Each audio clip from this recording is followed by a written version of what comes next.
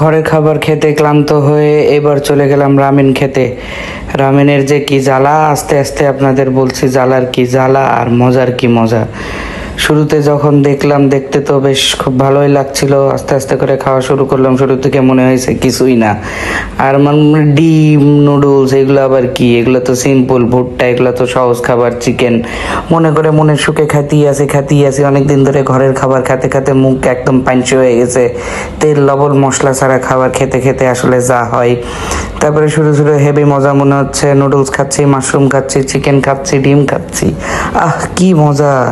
তারপরে যখন আস্তে আস্তে খাওয়া শুরু করতে করতে একটু স্যুপের দিকে নজর দেয়া গেল রে ভাই। চিকেনের সাথে স্যুপ একটু যেই মুখে দিছি, শুরুতে একটু লাগলো বেশ স্পাইসি, একটু ঝাল ঝাল লাগা শুরু করলো, বেশ ভালোই মজা হচ্ছিল।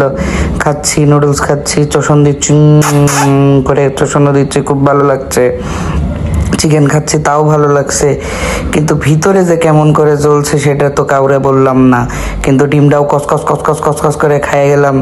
পাশের দিকে তাকায় দেখছি ভাইয়া খাচ্ছে কিনা, ভাইয়া দেখছি যে খালি ফু দিচ্ছে আর খাচ্ছে আর শুষাচ্ছে, কিন্তু বুঝতে পারলাম না আসলে কাহিনী কি।